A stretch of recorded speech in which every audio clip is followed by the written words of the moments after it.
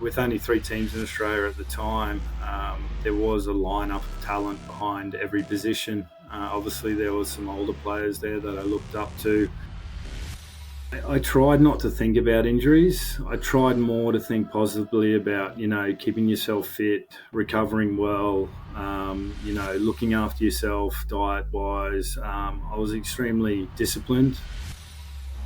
I had to decide whether I wanted to go home again when I was more mature, better player, and maybe have a chance of then trying to play for the Wallabies, which you dreamt of as a kid. And I was one of those players that always thought if I wasn't playing, someone else would take my position, and I built a sort of career around always being available, always playing, always positive, always training. As soon as he retires, I'm going to offer him a job. So it just taught me a lesson. Like, obviously in my life, I didn't say no to any real opportunities. We have 2 seasons, warm winter and then a very boiling hot summer.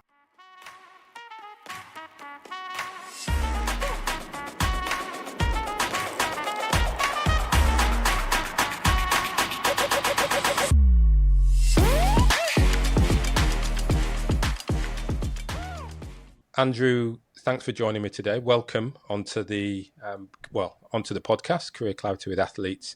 And I'm really good that you're taking the time out to share a bit of your journey. Thank you for having me. It's a pleasure to be here. Great. Well, I think you have, certainly for me, many people have interesting stories. You're certainly in that camp. And I'm looking forward to just picking a little bit of that as we go through and try and understand how you came to make some of the decisions, but also how you sort of got to where you are now. So thanks again for being open and being up for a chat. No problem at all. Yeah, my story's a little bit different, but very similar to a lot of the people you have here on the podcast with you. I started my sporting career at school at Maris Brothers Ashgrove here in Brisbane, in Queensland, and I started off as swimming, where I learned a lot of my basic training and around obviously commitment, working hard and being rigorous in what we're doing. But I have eventually settled on playing rugby. Maris College was very much a rugby school back then. And I enjoyed my time there playing in the first 15 until I was luckily selected to play for the Australian schoolboys. And that was sort of my first step into sort of representative rugby. Yeah. To make a long story very short, I was fortunate then to be contracted to play with the Queensland Reds at a very young age. Obviously went through the academy system there at the Queensland Reds, which was a very good education, rugby education. Yeah. I got through one professional year there, and at the time there was only 4 teams in Australia. At the time there was Queensland, New South Wales, ACT. There was only actually 3 teams at the time then in Australia. So had some very good players still playing in Queensland at the time that were very well positioned within the national team. So I actually got an opportunity to travel over to Wales, where an old coach, John Conley, had coached me in Queensland before, was coaching there, and it was meant to be just 1 year secondment sort of over to Swansea to play in the Celtic League and Europe over there. But ended up signing a contract over in Ireland for a few years after that. 6 years I played at Connacht Rugby, very enjoyable. And then I finished my career in France, where I played with Grenoble over in France. I played for 5 seasons with them and ended up staying at the club for a couple of years after that as operations manager in the club. Mm-hmm. Yeah, listen, I think already it's absolutely fantastic. We haven't even got to where you are today, but just that journey. To me, what is interesting is that move overseas. And for someone I'm just going to say for those overseas who don't know, but I'm going to say a hot climate, shifting over to Wales must have been quite a culture and temperature shock. Oh, yeah, definitely. I forgot to mention that I actually had a little stint in Italy for a little while too. When I was in the underage groups for Australia, I spent some time in L'Aquila Mike Brewer, an ex-All Black, was coaching there, Yeah. and he needed, for injury purposes, needed a person in my position over there, and I had a fellow colleague playing there who suggested that I come over for a bit of experience, and I ended up playing there for 3 months. So that was my sort of first experience with the cold European weather in Italy. So I had a little taste of it before I came, but yeah, definitely growing up in Queensland, sunny Queensland, where we have 2 seasons, which is a very warm winter and then a very boiling hot summer. So going to Wales and obviously living there and playing rugby in winter, travelling to the valleys and obviously travelling over to Ireland and Scotland and so forth, it was definitely a shock to the system. Yeah. Yeah, I can well imagine. So to sort of piece together that journey, just to give myself and I suppose everyone else that little bit of context. When you were growing up, so we just go back to some of those thoughts, and you talk about being a swimmer, and that was sort of one of the first sports for you, really. It's interesting then what made you, or what started to happen for you to then move from swimming and starting to choose rugby as your principal or primary sport. Well, nothing against swimming because I did love it at the time, but following that black line up and down the pool for 9 or 10 sessions a week, and then obviously the pinnacle then is obviously less than a 30-second sprint or less than a minute for a 100-meter race.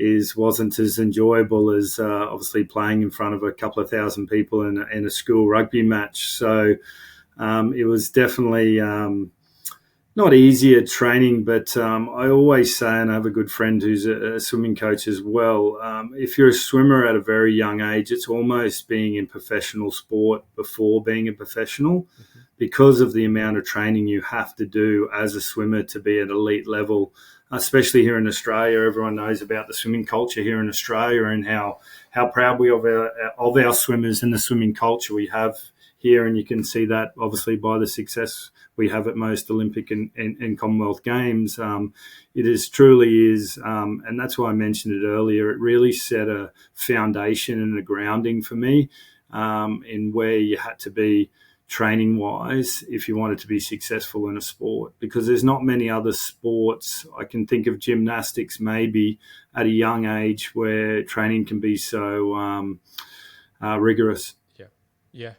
Um, I mean, to summarize what you're saying, you found rugby easier than swimming.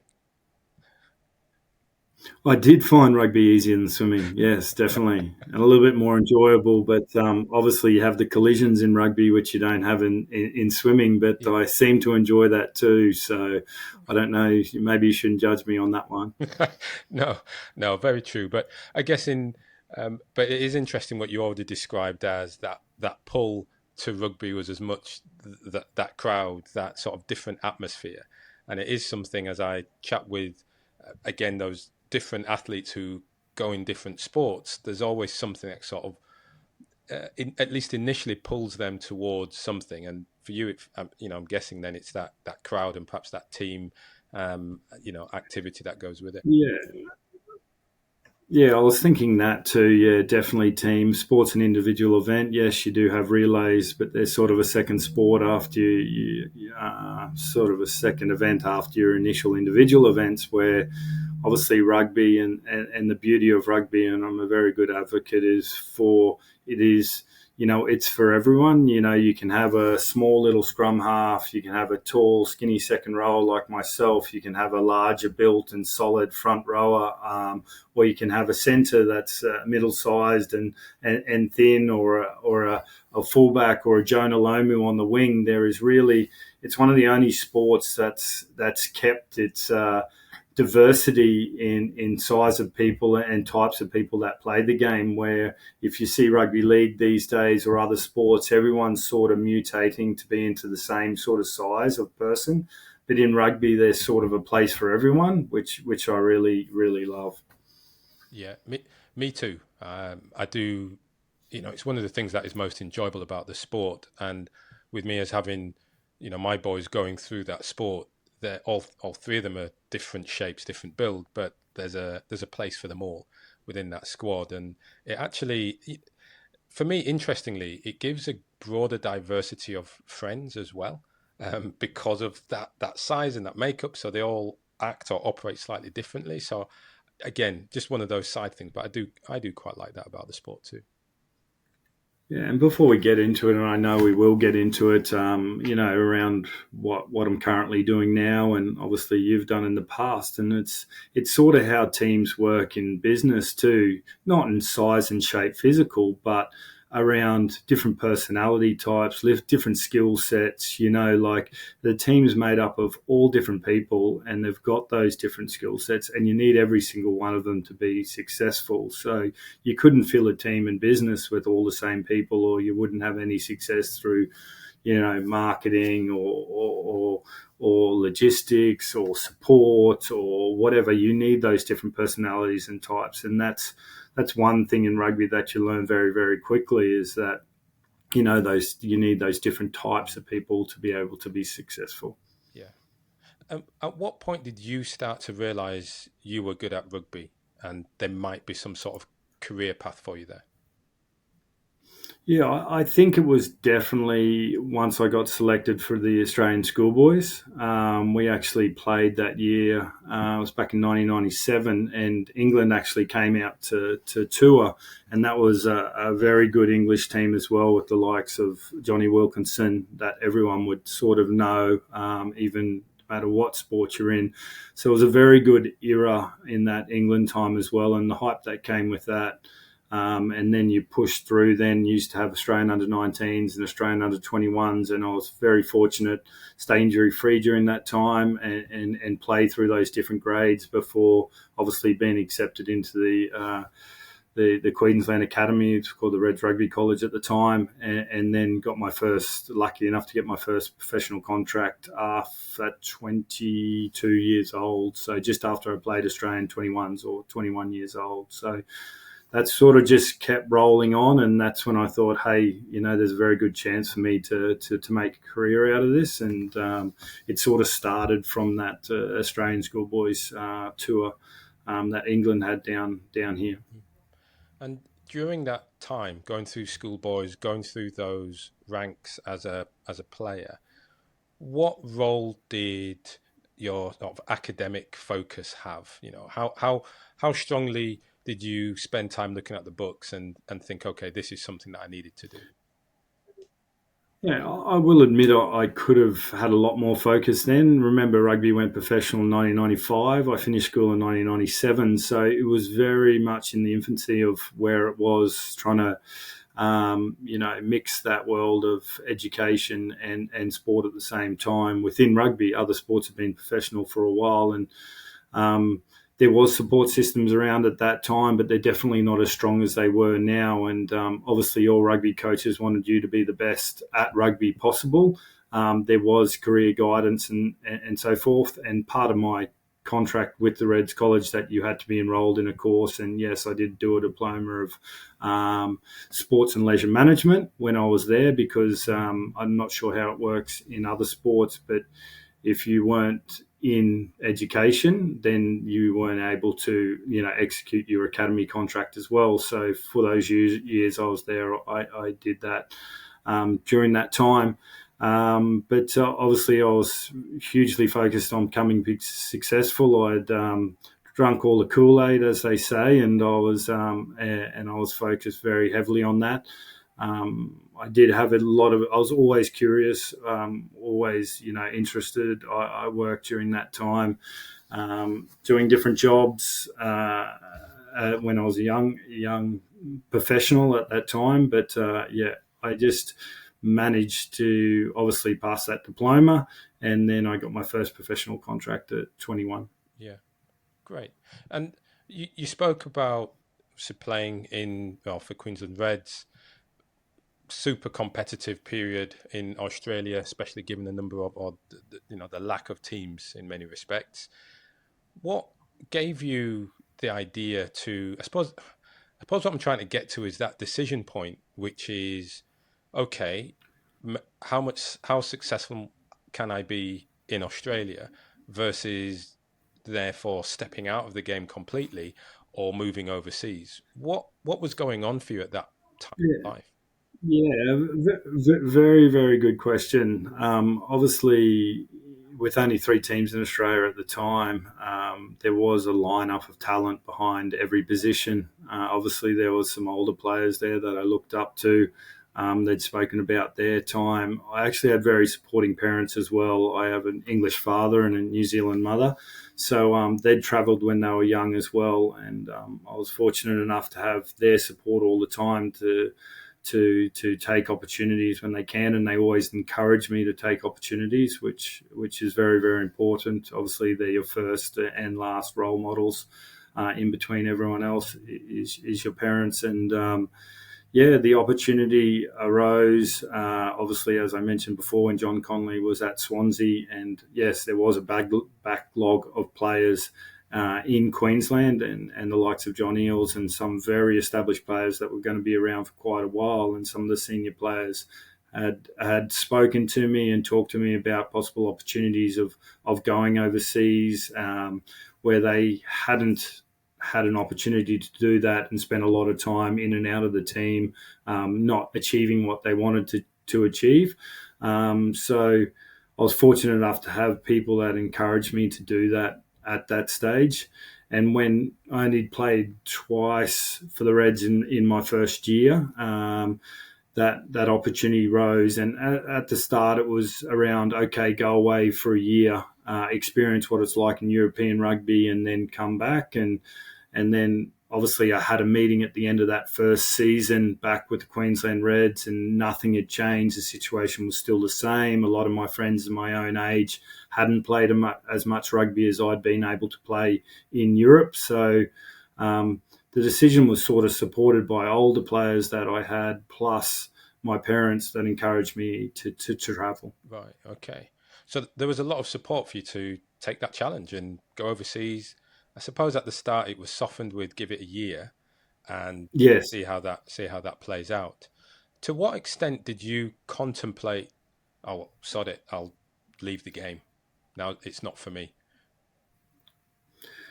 Um, you mean leaving rugby Yeah, or leaving the Reds? yeah. I was leaving the Reds. Did Yeah. you feel Oh, it was very difficult for me at the start. Obviously, you want to play in your hometown. Like every professional wants to play in their hometown for their home team, and there's only a few fortunate players. You have a football or soccer background. There's only a few Ryan Giggses around that played at their own club for the whole time, their whole career, and made a success of it, and was in a successful team. So I think with that professionalism that I talked about, it was very early days in rugby, and you know, I wouldn't say I was a pioneer, but there wasn't a lot of movement going around. So I think it was a very tough decision, and I look back. Trust me, I was following results back there. I was following all my similar age group of players around to see if they were getting a game, whether they're getting 20 minutes here or 10 minutes there, and after the first year, I came back for a bit of a break before I went to Ireland, and I found out very quickly that they were watching and were sort of a little bit envious that I was getting to play 80 minutes or 70 minutes, and I was starting, and I was playing in Scotland, and I was playing in Ireland and so forth, and they were playing here. So at the time, you're young and you don't really understand, but when you reflect and look back, like it was probably the best move in my career.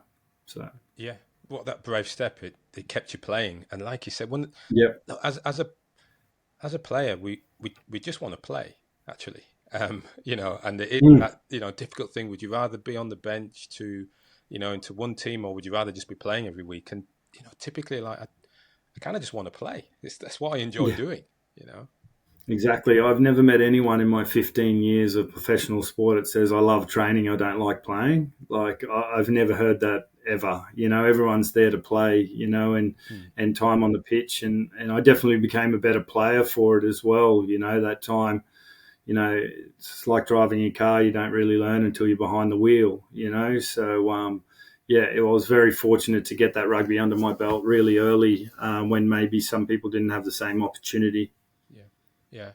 And look, and it sounds like you kept going, from Ireland, or you stayed in Europe, Yeah. thoroughly embraced it. What was that experience like for you? Yeah, so obviously, as I mentioned, we had that meeting with the Reds, and there was an opportunity, but it was a pretty turmoil time in Welsh rugby at the time. It was when they went from clubs. So I played for the Swansea Whites, and they transformed themselves into the provinces that year I was there. So I actually trialled Neath and Swansea joined together, and I did have a contract offer there for another year, but it was a very turbulent time, and a couple of friends and the agent I had at the time was speaking with Connacht over in Ireland, and they had offered a 2 year deal. I'd played against them while I was playing for Swansea, and they were rebuilding there, and they've created a great province there now and are extremely successful over there at Connacht. And I was fortunate enough, and after speaking with my parents and obviously chatting with the Queensland Reds here, I decided to move over to Ireland, where there was definitely a playing opportunity for me there in Ireland while Connacht rebuilt to what they are today. So that decision wasn't easy again, and I remember making it while I was home on a break between that time, and I came over, and yeah, I ended up playing for Connacht. So that was my first sort of move in Europe over to Connacht, and where I spent 6 years, actually six great years over in Connacht, where I was lucky enough to captain the side for a few years while I was there as well. And over in the Western Islands, a very proud part of Ireland as well. And as I said, I played a very, very small part in the rebuilding of Connacht to where they are now, which is a very successful European team. Yeah, and hats off to you as well for taking that challenge, but then as a way of looking back at that or recognizing the impact you had, like you say, captaining the side as well and leading them forward. When you look back at that period, I'm interested in your sort of mindset at that time around is is this where I'm supposed to be? When you were there, did you have these designs still of, nah, there's more, or there's something else that's going to happen? Yeah, definitely. It's another good question. So there was a period there. Obviously, I signed for 2 years. I think it was in the second year I became captain, and I think it was in my third or fourth year. It was definitely probably my fourth year because after 3 years you can qualify and play for your country of residence where you're playing at the moment. So there was an option for me, obviously, to play with the Irish setup. And I came at a very, very difficult crossroads because I'd actually been contacted as well from the Waratahs back here in Australia. And they were looking for a second rower at the time, a person of similar description to me, a line out forward. And it was a really, really good opportunity for me at the time, possibly to come back on a 2 year deal to the Waratahs down to Sydney and play Super Rugby. But at the same time, I was at a crossroads where I was talking with Eddie O'Sullivan, who was the Irish coach at the time, about possibly coming into the wider squad there because I'd had some success in Ireland. So it was a very tough time for me, and I was halfway through a 2 year contract where I was captain of a club too. So one of my values obviously is loyalty as well. But a long story short, I actually turned down to come home at that time and stay in Ireland, obviously honour my contract with Connacht. And I did join the Irish squad then. I didn't get a full cap for Ireland. I got several Ireland A caps where we played against the US, the English Saxons, a couple of times. So that was a very key decision for me in my career. And as I mentioned before, a good question from you because I had to decide whether I wanted to go home again when I was a more mature, better player and maybe have a chance of then trying to play for the Wallabies, which you dreamt of as a kid, or stay, honour your contract where you're captain of a team and have an opportunity to play for another country. Which was, yeah, obviously a very, very tough decision and one that wasn't very easy to make at all. But obviously I made that decision and stayed in Ireland. As I mentioned, I didn't play for the first team, but I played for Ireland A several times. So that was good, and spent a couple more years in Ireland before I moved to France. Yeah. And as you look back at that decision point, how as you look back, how do you think you got to that to make that decision, which certainly seems like the right one? But do you remember the what was weighing on your mind, or who did you turn to try and make that call? Obviously, family is important. I spoke to some of the senior players that I knew as well.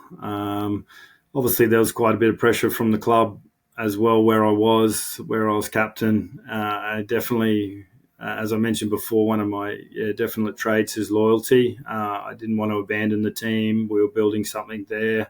We'd had some success, so that was good as well. Um, so it would have been a big move back to Australia and a little bit more of a risk where I'd build momentum over in Europe and obviously made a very good name for myself there in those situations. Had a telephone conversation with Eddie O'Sullivan as well, and he pointed out a little bit of a roadmap for myself, even though there was very good players in the Irish setup at the time, like Donna Crow Callahan, Paul O'Connell.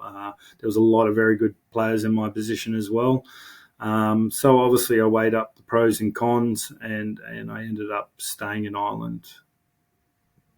Yeah, yeah. It is.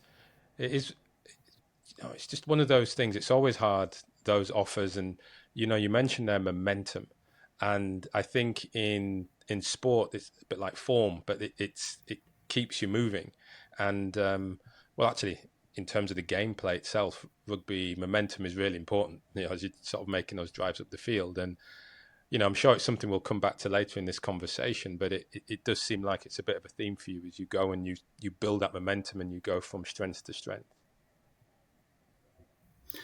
Yeah, definitely. And I was one of those players that always thought if I wasn't playing, someone else would take my position, and I built you know, a sort of career around always being available, always playing, always positive, always training. So there was obviously some more talented players, but I sort of had a sure value, as the French said, around, whether we were playing the bottom team on a Tuesday night, or we were playing the top team on a Saturday night. You knew exactly what you'd get from me during the week and on the weekend as well. Yeah, it's interesting the way you say that. And you mentioned it really early on about you remained injury free, which supported you moving up through the age groups. And there are many players who have had on this on the show who have spoken about, well, I was just there and I was probably number three, but then number one got injured, and then I was on the bench, and then number two got injured during the game. So then I came on, and next thing they know, we're having a chat about a long career and how they transitioned out of it. And you're playing that other piece, which is you remained injury free, but there's that consistency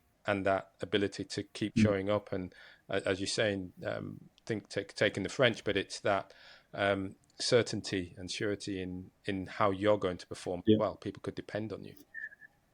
Yeah, I definitely wasn't totally injury free. You couldn't go through a career of 15 years Not in in the rugby, professional no. game without having injuries. Yeah, Yeah, I was very fortunate not to have any lower limb really yeah. operations, ankle or knee. Mm. They're the big ones in sport. I had a shoulder reconstruction. Everyone's I got had those a in rugby. sportsman's hernia Yeah. fixed. I've had broken fingers and so forth. I've had a lot of injuries, but Mm. I was always determined, very determined to come back. I was never happy on the sideline. I was never happy being a reserve. I was never happy being injured. There's a lot of examples in sport, and you would have seen it yourself. Exactly the same injury. A player comes back after 4 months, and then there's a player that comes back after 8 months. I'm not saying they defeated science, but there's a lot of mentality in that, and obviously there's the process around recovery and doing what you need to do to get back. But then there's that last 20%, which is that mental Mm. coming back from an injury and just obviously telling yourself you're okay and telling yourself that you'll get through it and telling yourself you'll be back on the field as soon as possible. Yeah.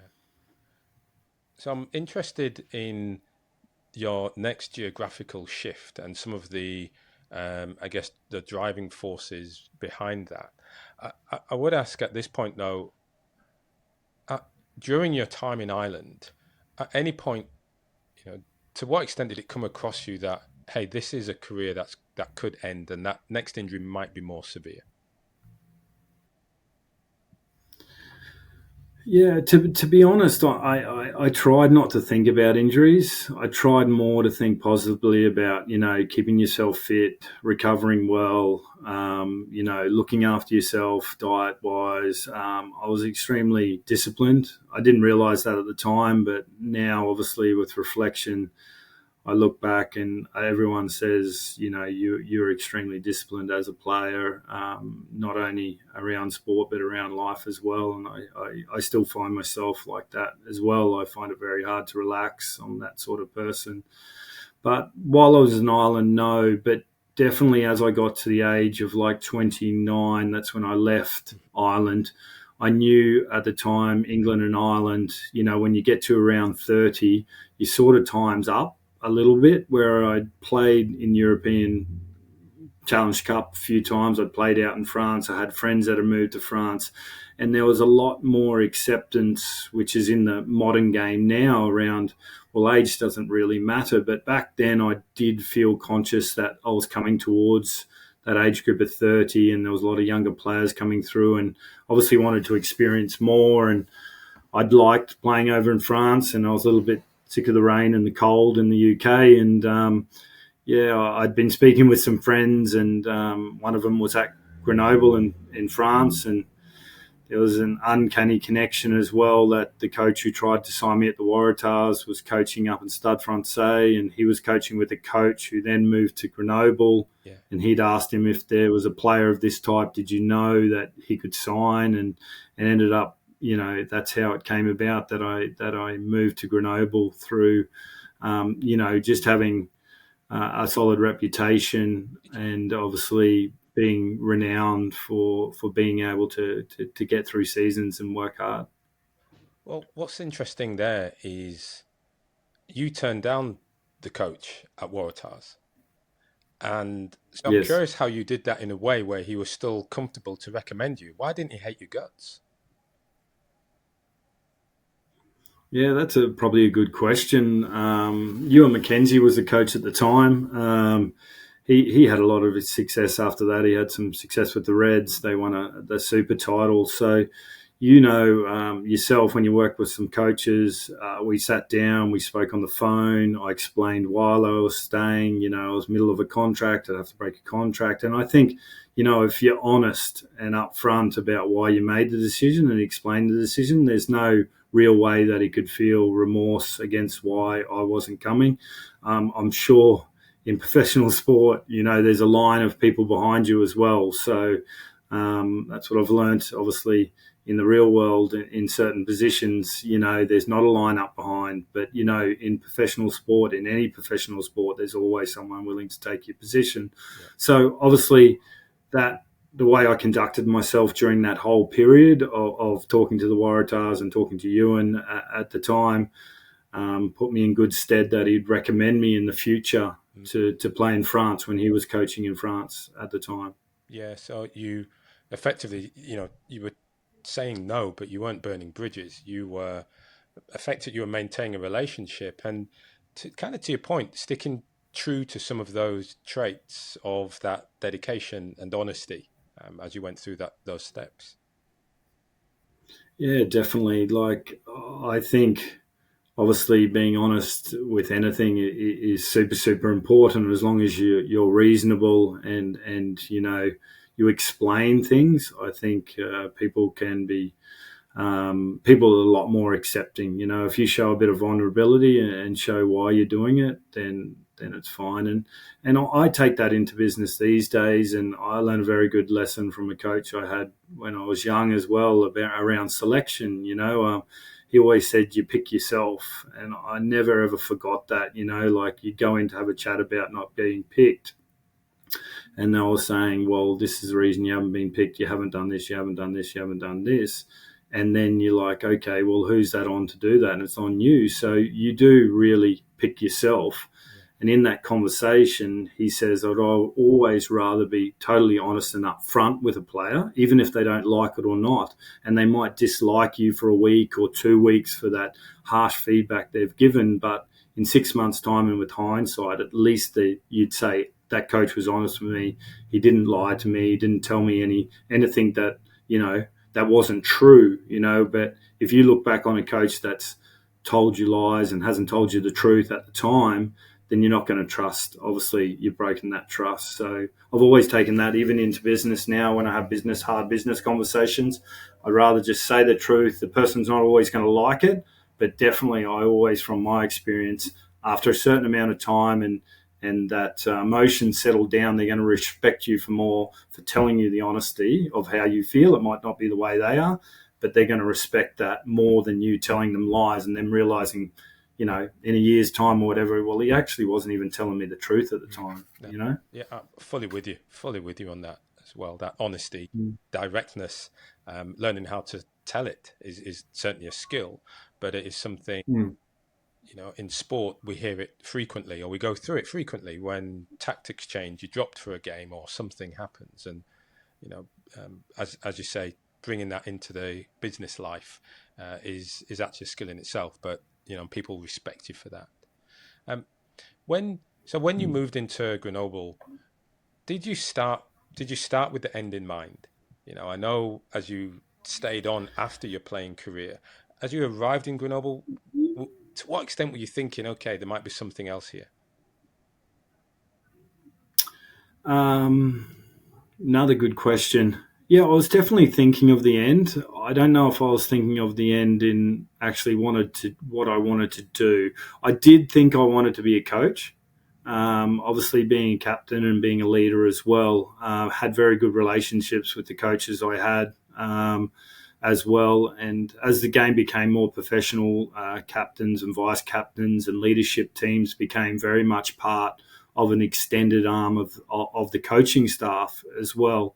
So you sort of got a little bit of insights, and after you've been playing for the game a long time, you've sat through a million video analysis sessions, you've done feedback sessions, you've done team building, you sort of feel that, you can be successful in that coaching. I'd done a little bit of coaching in Ireland with the underage groups, so I thought, maybe there's an opportunity for me after rugby to coach. But when I first went to France, it was a very aggressive project with Grenoble. They were in the second division, the Pro D2 at the time. But I met with the president and the coach, so Fabrice Landreau and Marc Chirec, who was the president at the time.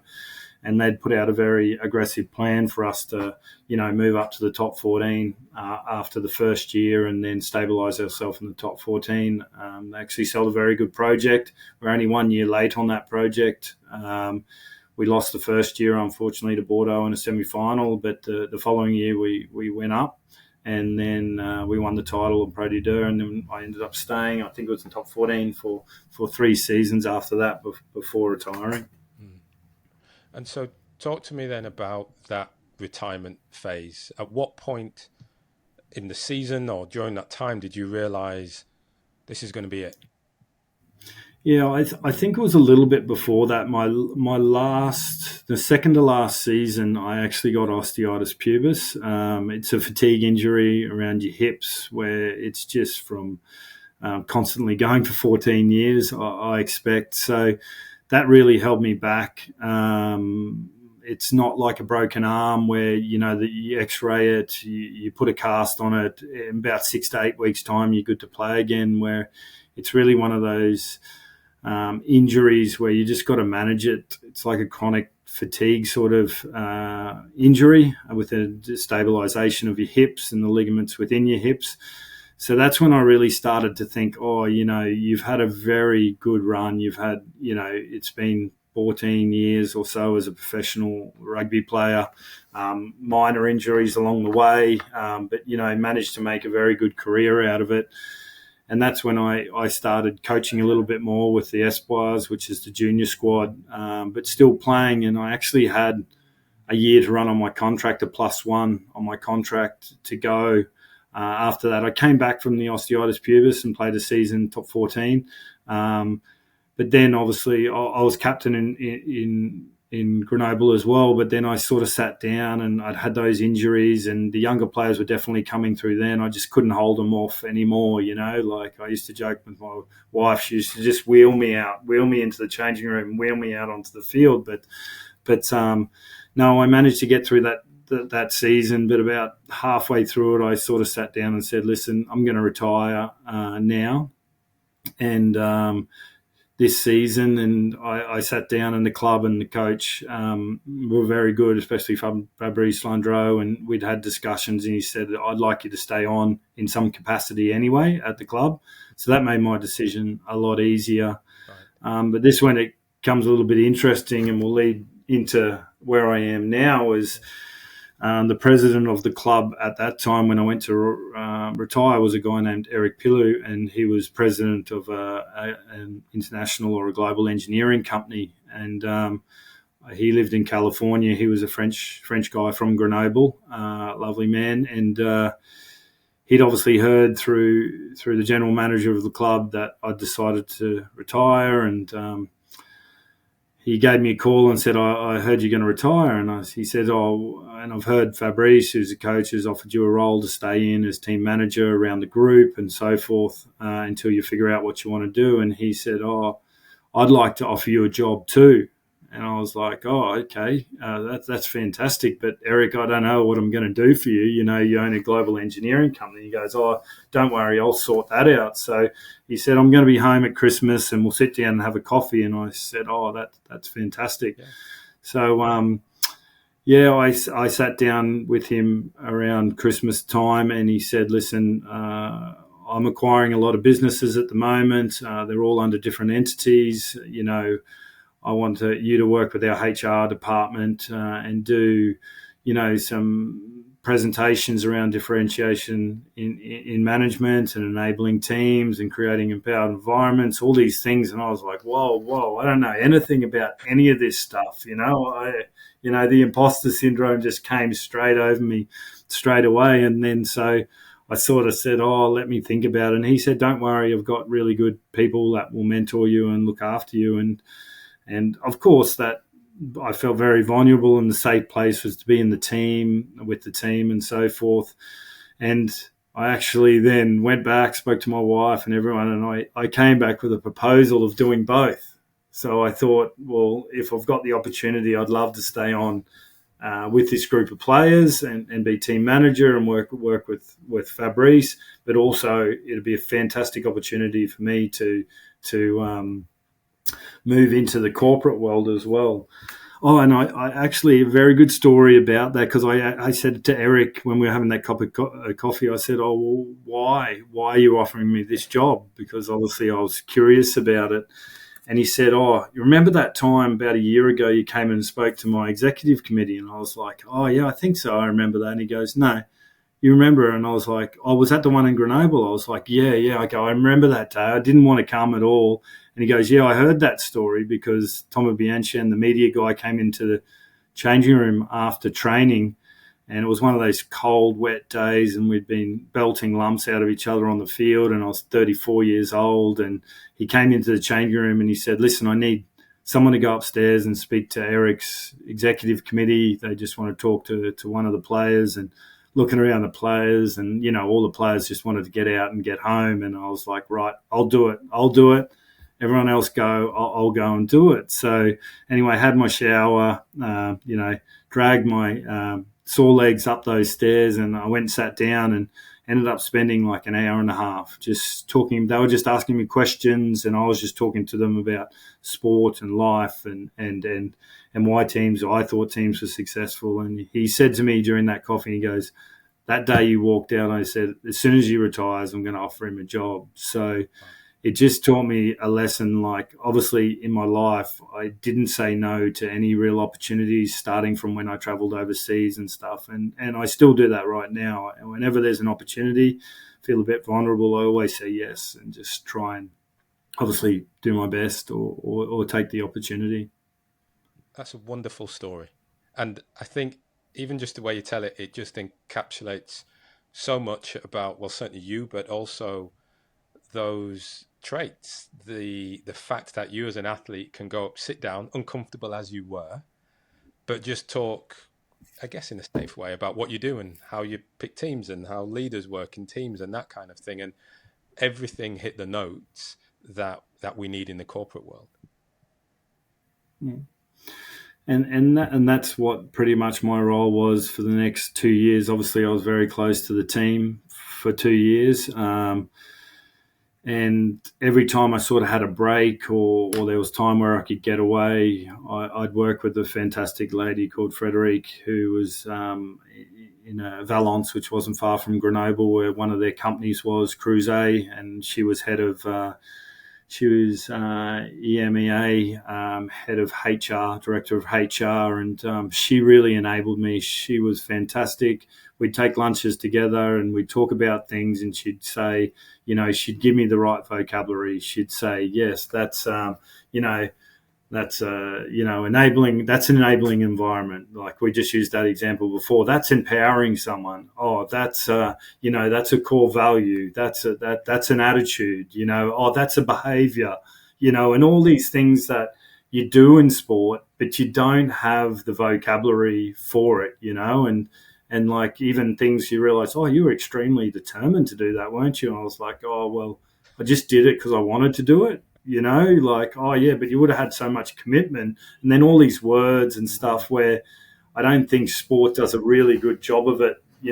Well, now more and more, but in my time it wasn't. There was a lot more around, criticizing performance was the way to obviously Yeah. get better out of people, where Mhm. you can't definitely tarnish a brush on everything. And I learned that as a captain too. Like there was very moments where I knew there was players in my team that I'd just tell them, you are embarrassing yourself in front of the crowd. You're embarrassing your family. You're having a terrible game, and they'd just go, all right, boom. And they'd have an excellent game. But I knew someone else in my team that if I did that, oh my God, you may as well sub them off. But they're the ones you need to give a little cuddle to and tell them, oh, you're doing great and keep going well, you're playing well, don't worry about it. And then they'll start playing better. But if I told them they were embarrassing themselves in front of their family, oh, that there would have been tears. You just get them off the field. So I learned very quickly that, managing teams and different cultures and different countries and stuff like that, and yourself, Ryan, like in business, it's exactly the same thing now. You can't be so harsh about it. You can't tell people they're embarrassing their families, but No. you can. You never treat anyone the same way. You can definitely be a little bit more harsh with some people and be honest and frank, where you have to sort of soften the truth and sort of cushion them, or sort of push them in the right direction. Yeah, you're absolutely right. And one of the key things you say there is, we don't describe it in that way in sport. So in sport, you just do it. It's man management. It is true. It's creating a high performing team, but you do it because it seems like the right thing to do at the time. So much of it is that instinct, and that's what helps a lot of players play games, especially when it relies on that instinct.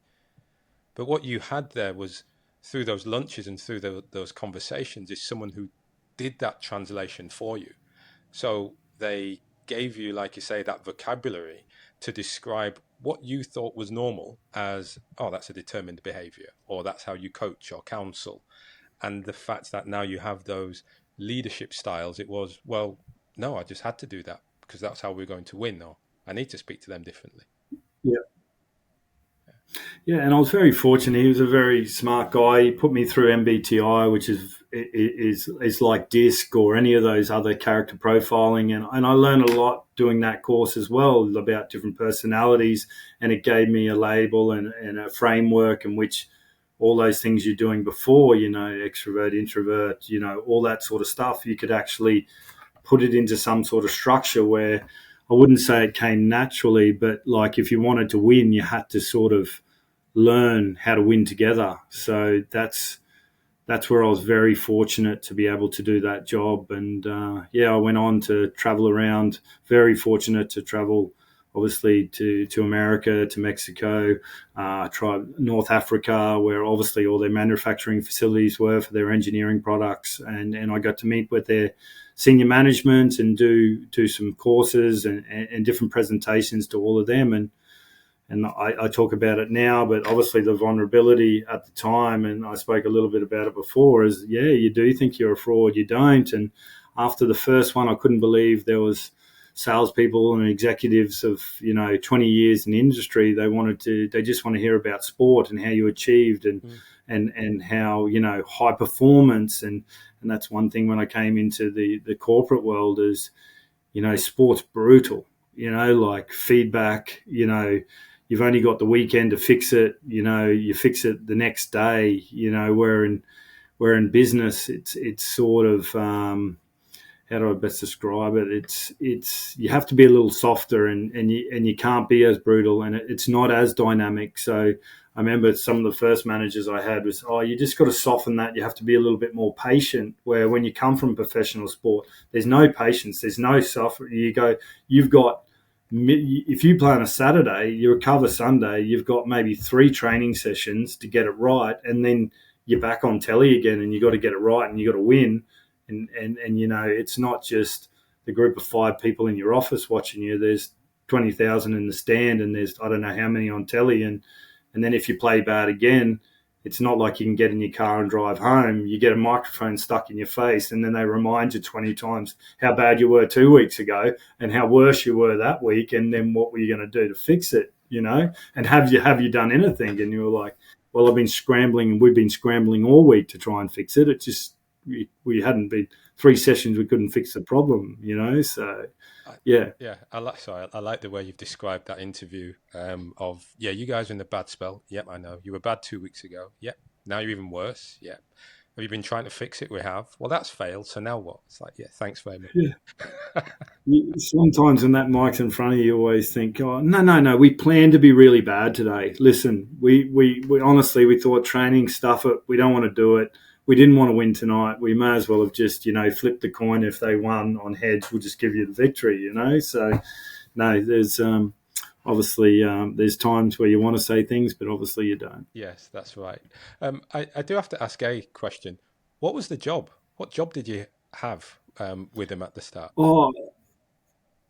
Oh, honestly, he gave me the title of HR project manager, and I just did specific projects for him around, he'd acquire a business, and then I'd go in and go, okay, so now you've been acquired. Obviously, you've been a company for a certain amount of years, and then I'd talk to him about, okay, now you've been acquired by CST Sensors and Technology. It became Innovista Sensors.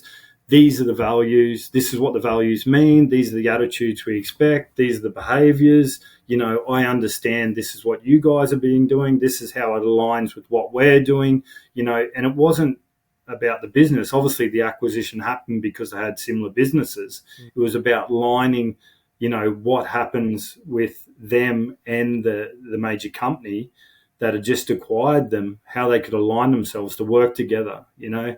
And it probably brings you to that, you love that statement when everyone just puts values on the wall. You walk into a place and there's like integrity and there's, That's but what does that mean? Integrity, and that was a big part of my role. Integrity to you, Ryan, means something, and it means to me something totally different, or, whatever. Determination to you may look a lot harder than it looks to someone else. So my role was obviously to go in there and just sort of talk to them about, this is the company that's acquired you. We understand your company and what you do. These are the core values, behaviors, and this. We're going to create an environment for you guys to exceed more. But we went through and did exercises around, okay, well, this is what we think. We use the word integrity. This is what we think integrity is. And these are the attitudes and behaviors that are linked with that. So then we got that alignment straight away with that new company that had been acquired by the larger company. It's interesting. The role, as I hear that, the role was very open. It was like, but it was about the people. It was about getting you in front of groups of people and pulling them together as a team, which is what you've been doing for your whole career. You didn't know the products and all of those things, but you knew people and teams. Yeah, definitely. And obviously I didn't realize that at the time. And once again, Eric was the one that recognized that in myself. And obviously with the guidance of Frederic, who helped me out a lot at the time, was, and the way they helped me out at the start, and we set up the presentations and these were long whole day sessions and stuff I do with them around different things, and whether it was differentiation and management, creating those environments needed, all that sort of stuff we've already discussed. But it was at the very start, they helped me formulate it in a way that we used a lot of their examples, and all the exercises was around, okay, well, tell me what integrity means to you. Give me an example of that. And I felt in the first year I was doing it, I learned so much more than they learned from me. I'm telling you, I learned so much about all those different things in business while I was mediating the session. So Yeah. I think it was very helpful in that sense, in which they showed me, ways in which, I wasn't there just dictating to them about what I'd done. And I tried not to talk too much about sport, but they all just asked questions about sport. They just wanted to know about sport, high performing environments, like the majority of them. So it sort of had to loop it back to them, and you tell me an example of this, you tell me an example, and they'd get in small groups and they'd come back and they'd give an example of something that happened, like honesty, tell us something about that. So Yeah. I learned a huge amount in that time. So Yeah. Great. Again, putting yourself in an environment to learn. It's, so many different things that I hear, and I'm sure those listening, it's just, as you reflect, you can see how it supports you. But look, I'm conscious of where we are, and I'm thinking, so how from those experiences does that sort of get you to, well, quite simply, where you are today? yeah, so I was in France for 9 years, so played for 5. And then after 2 years of doing both roles, obviously I was extremely busy, had a young family. The club actually dropped back to second division. So I actually came back into a full-time role back into the club to be closer to home. I had 3 young children in a foreign country, obviously too. So my wife's an absolute angel, so I will put that out there right now on the podcast. But I came back to be closer to home. There's still a lot of travel with professional sport. I became general manager of rugby operations there. And I was very fortunate, and with my personality and loyalty, I was very committed to the club for another 2 years. And we actually got back up in that second year, back up to top 14 when I was in that management position along with the coaching staff. I definitely didn't have the whole to do with it. But obviously I had a close relationship with Eric from working with him, and the team managed to get back up. But Hi, it's Ryan Gonsalves here. Thanks for tuning in today. I just want to take a moment to ask you an important favor. To help grow this channel, one thing will do that above more than anything else. Please hit that subscribe button. By hitting that subscribe button, you help me to grow the channel, allowing me to create more tailored content, improving the quality, and also to develop additional services such as the workshops, one-on-one sessions specifically designed to support elite athletes in that difficult transition to that career beyond sport. So if you want to join me on this journey to help inspire, guide, and connect individuals to find their second wind, please hit that subscribe button. It did take a lot of strain on family life. People don't realise that. It does look very glamorous. You've been involved in sport, but you're away every second weekend travelling. It's not like when you're a player and you get to go home at 3 o'clock. You're around organising pre-season. Something's happening when you're in those operations role all the time.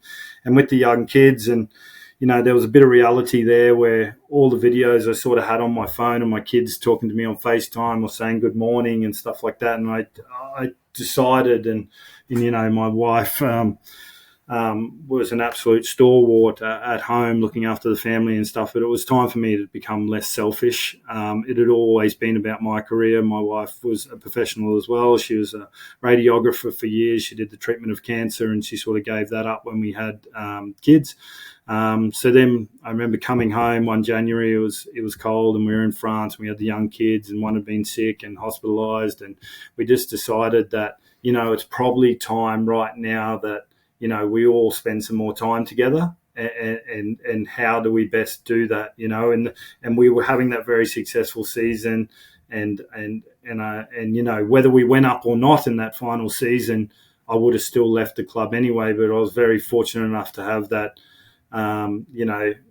They lived happily ever after sort of ending where they went up to top 14, and then I was able to leave too. But it was really about not being selfish anymore. And I didn't see it as being selfish, but it was pretty selfish that, my wife stopped the career, looked after all the kids and all that sort of stuff. So we sat down and we planned it all out, and we said, well, what's the best move? And we thought, well, this experience, let's move back to Australia. My wife didn't want to move back to the UK. She'd been back several times with me to Australia. She'd really enjoyed it. Obviously, the lifestyle there that I'd spoken about with the young kids and so forth. So we made the tough decision, and I told the club for, obviously family reasons, and they were very supportive of that and the commitment I'd given to the club over the years as well. And they were hugely supportive. And yeah, we decided to move home with no jobs or nothing at the end of that season. I actually luckily got into a job straight away with a company called Stella.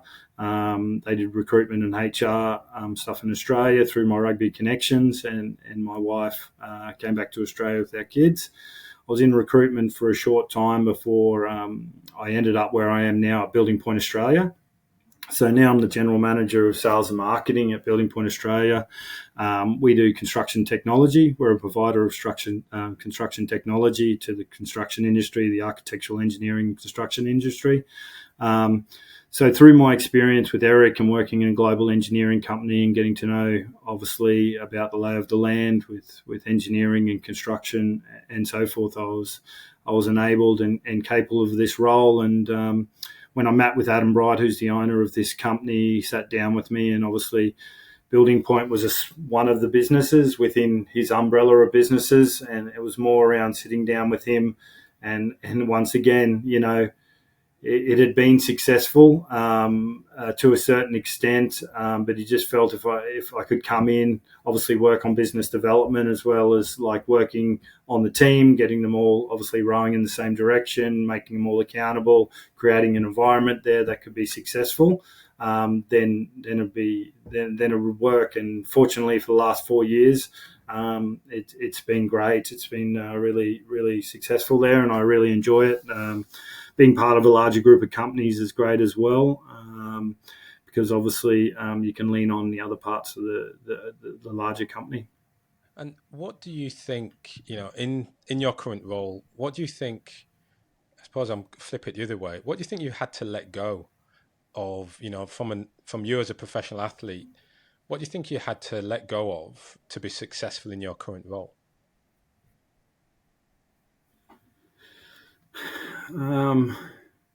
I suppose it's like you have to let go of the dream. When you're a kid, you dream about being a professional sportsman. And when you play it for so long, sometimes you take it for granted too. But when you have conversations outside of rugby, and I was very fortunate to play as long as I did, and I was able to come to peace with sport because, as you mentioned earlier in this podcast, like people get injured. The professional playing career is between 3 and 5 years. I had 15 years, so I had some really good people around me that, you know, said, and I agreed I'd had enough time in the game. I was able to turn the page and say, hey, I was extremely fortunate to have that time, but still, it's always hard letting go of that dream, letting go of the changing room. I know a lot of people talk about that. That's a really great place to be, in that changing room, in that environment, especially if you're succeeding together.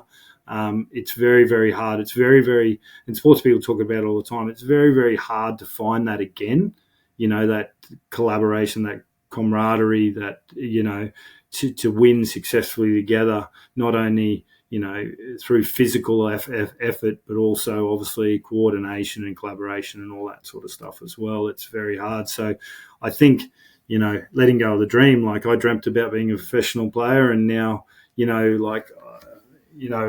love my role now and it's fantastic, but I didn't dream about being a general manager. I dreamt about scoring tries, or I dreamt about being part of a winning team and holding up a trophy. And there's definitely people that dream about, their roles they're in now or whatever, if they're a dentist or a doctor. But my dream was to be a professional sportsman, and I was just happy to do that. So, yeah.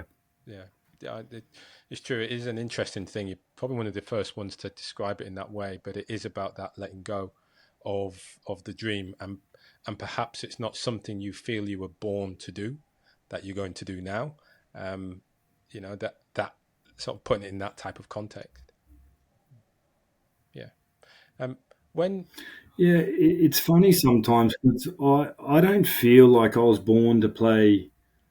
I don't know. Like I did like rugby, and obviously I had some success in it and stuff. But I don't miss playing now. And I maybe it was because of the length of my career and stuff like that. But I've always been really curious. So I think I did it for a long enough time. And I think in sport, it always has to come to an end. It's never going to go forever. No one can play forever, you know. But it sort of forces you then to change direction. And through my curiosity, obviously, I've ended up where I am now. Yeah, and so look, when you think about athletes, sort of players who are coming up the ranks now and thinking about that career, or start to comes into their mind, hold on, I'm going to have to do something else after this. Um, what kind of guidance or advice do you give them? Yeah, definitely. And I've had the chance of sitting down with quite a few too. But one thing I do say to a lot of them, there's a couple of things actually. Like, there's a lot more support around the game now. And I'm not making that as an excuse, but obviously, there's sporting grants, there's associations that were in the infancy when I started where, they support you to study and there's encouragement and there's career peoples and there's a real big focus around that side of the business. There's placements. I know final contracts now, and I was fortunate the way mine rolled out. But there's some now where like, okay, well, you'll have 2 years as a player, and then we've got this sponsor, and then you can go and work for them straight away after we've agreed that they've had an interview and stuff, and you can start working through them, and it's really set up for them to succeed. It's really in their hands for them to do it. And I explain that it's really much in your hands. You've got all that support now. We didn't have that support before. You've really got to take advantage of that. And it's only you that can do it. It's around that selection piece. You select yourself. So you have to put yourself out there. You have to be vulnerable. You have to be the guy that after training doesn't go home, play Xbox, or goes to the pool or whatever it is. You have to be the guy that goes, okay, well, I'm going to have a shower, get changed, and I'm going to go and work now from 3 till 7 p.m. tonight at the business that I'm at, because that's how I'm going to achieve after sport. But the second thing, and a really good thing I learned from one of the psychologists I know is sports psychologists around, is attaching your personal goals. And people talk about goals all the time, but the brilliant analogy, and I don't know if you've heard it before, but if any sort of coach or manager says to you, go and run across that broken glass for me. I want you to run across it. You go, no, I'm not going to run across it. And he goes, oh, well, we might win the game. You're thinking, no, I'm not really going to run across that broken glass, But then you said, hey, hold on a minute. What are your personal goals? Oh, well, I want to finish my career well. I want to buy another house. I want to get married and all that sort of stuff. Okay. Well, if I tell you to run across this glass right now and all four of those things are going to happen, would you do it? Of course I'd do it. Okay, well, they're your personal goals. So get them aligned. Like, people talked about goals for me in my whole career, but I didn't have a good analogy, or I didn't know how to connect with them. So through that analogy, I always try and teach them, like, get those goals aligned, align them to what you want to do. And when you go to interviews, you tell them, like, this is what I want to do. I can do this, because it's an interview not only for them, but you're interviewing them as well. You and them, they're interviewing each other.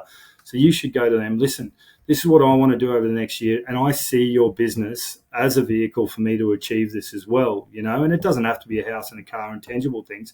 It can be things like, I want to have a year of work done in this industry, and how can we do that together? And by achieving that together, then you're going to be able to, buy that house or put that deposit down, or, buy that ring to get engaged. But you need to attach them, because like in sport, you have those ups and downs all the time, and always tell them that when you're having those bad times and you finished rugby and you're hating it and stuff like that, look at those goals and understand why you're doing them for yourself, because you're not going to do it for your manager, or you're not going to do it for their goals on the wall.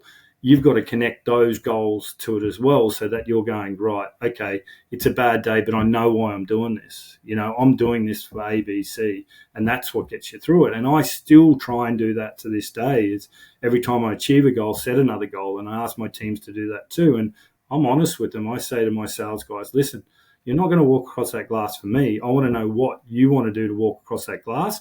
I'll help you get there, Yeah. but you need to have something tangible attached to it as well. I love that. I love it, Andrew. You're absolutely right. It is so much of what you've said is true. The bit I really take away is taking the time, one, to get the support. There's lots of support around you, and look into it and follow that through. Mm. And then secondly is make sure you have your personal values, that personal vision. What I say is you've got that personal dream, and then you look at, well, what vehicle can you use to help that dream come true? And so I like the way you put those into the 2 points, because it really resonates with me. Thanks for sharing it. Mm. That's good. And I think one other, yeah, no worries. One other thing they always ask is, oh, should I get a mentor? And I'm like, yeah, well, I'm happy to be a mentor. I'm happy to, if there's someone else, I can sort you out. But I always learned, and I was very fortunate that there was someone in my early career that told me everyone you meet is a mentor. Everyone from the groundsman that does the lawn to the high rolling CEO who's probably the major shareholder in the club. There's a whole diversity of mentors, and like, listen, you're not going to take a bit. You're going to take a little bit from everything, but always be curious and open enough to learn something from that person. And like, people then go, oh, I just need one mentor. Where I always found that, as long as I was vulnerable and open and asked questions and curious, that I was able to learn something from everyone. Yeah. Well, do you know what? It is to your point there. I look back at you at the end of the game, being the one who put your hand up to say, I'll go up and have that conversation with the executives, ended up spending an hour there. There's something about, and there is a quote out there around, you are your interactions, or you are everyone who you have met or interacted with at some Mm. point. And I guess what you're talking about there is each interaction with someone is a learning moment. And if you remain open or vulnerable and curious, then you can really take something from those conversations, and that can help guide you on your path as well. Yeah. For sure. Yeah. For sure. So, look, Andrew, I've got to say thanks so much for taking the time out tonight to share your journey and bring a bit of your perspective into this, athlete career transition, which certainly I know resonates for many. And some of the stories you've provided, I'm going to probably retell. I promise to quote you, but I just want to say thanks for sharing your journey tonight. No problem. It's been very enjoyable. I could talk for another half an hour. It's one of my problems, but yeah, I'm slowly learning the art of silence is another technique that is really great in business as well. And yeah, I've really enjoyed the chat, and thanks again for having me on. Awesome, Andrew. Thanks very much.